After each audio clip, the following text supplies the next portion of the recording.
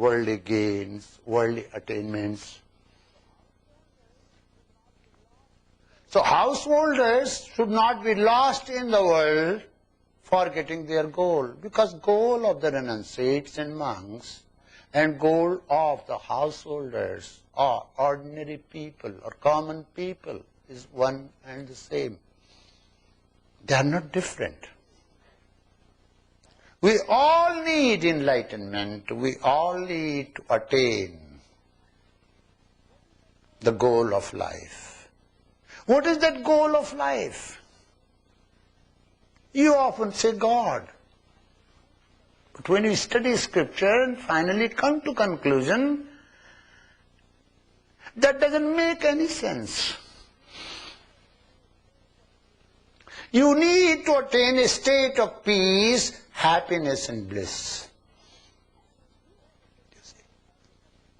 And if you have attained peace, happiness and bliss, then that is called God. If you have not, then you are worshipping, adoring and believing in a God who is not God.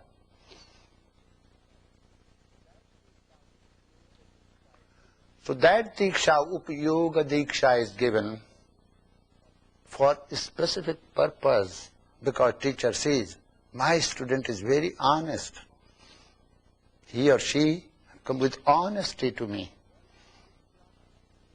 So somehow or other, this block which is hindering, which is creating a barrier for the student should be removed, and there is a specific way the teacher gives a special mantra for that.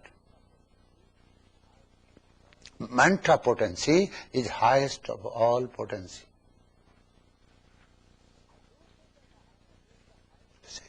I don't say that I have attained the highest and all that a mantra can do, but I have examined and seen. You see, miracle of miracles. Once I was traveling towards Gangotri in deep Himalayas, from where Ganges, you see, flows, with my master. And there is a place that is called Harsil. Avalanche started coming down. Avalanche, thousands of bombs, and one avalanche, where the dirt and rocks, snow, all mixes, and then mountain breaks, and comes down. So I was scared. I caught hold of him. I was 7 to 8 years of age. And I said, now we are going to die. You see, this avalanche is going to destroy. He looked at me and said, you keep quiet. And there was no way for us to run this side or go forward, because we were trapped. He wouldn't ever stop whenever he walked. That was his,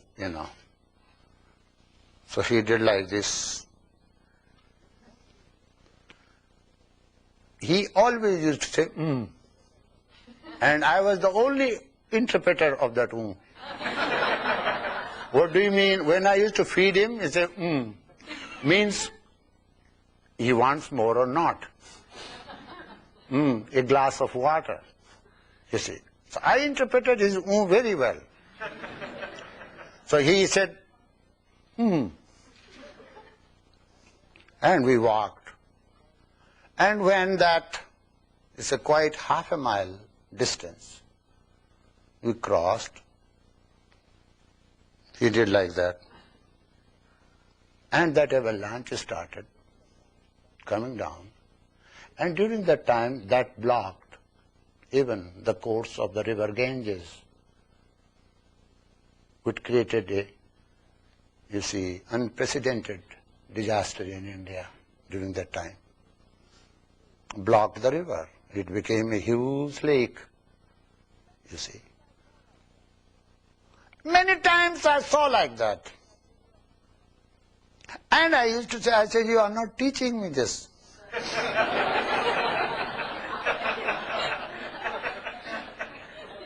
You are not teaching me this. He said, this will come according to your practice and experience. Don't hanker for all these so-called powers. Don't do that. Human potentials are immense. If you study the lives of great people,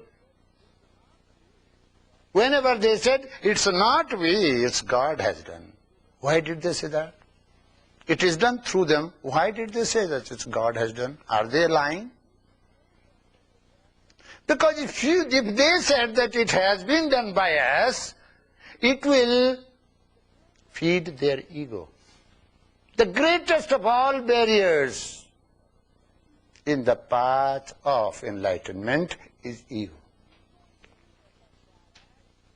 Ego is needed as far as external attainment, external world is needed. Mundane things in the world are needed. It creates a serious problem when you want to attain spirituality. And that habit which you form, this is my body, this is my breath, this is my mind. When somebody is feeling pain, you don't feel. Because of ego. Ego has created a block for you, isolated yourself from the whole, and that is why you have become a small, miserable, you see, unit. You feel helpless, sorry for yourself, because of ego. When you understand your internal self, as you function outside with 2 legs and 2 arms and hands and other senses, there is a human in you that you inside should also be understood. And for that, you will have to learn a special dialogue, communicating with yourself. You see.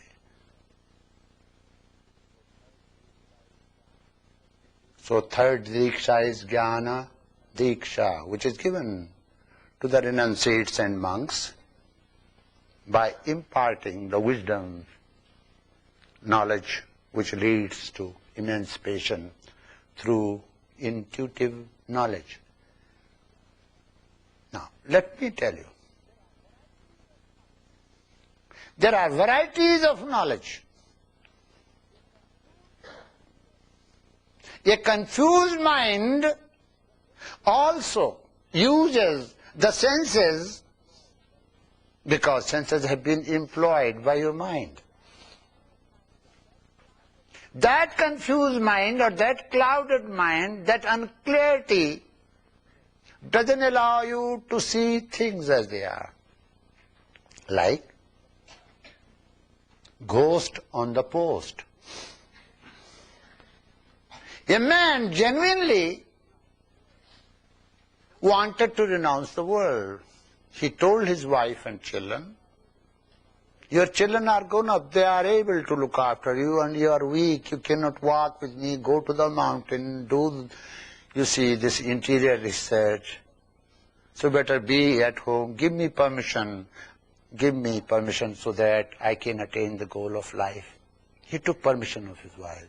The wife understood, you see, because whole life he complained, well, because of you I cannot become a Swami, because of you I cannot become a nonsense.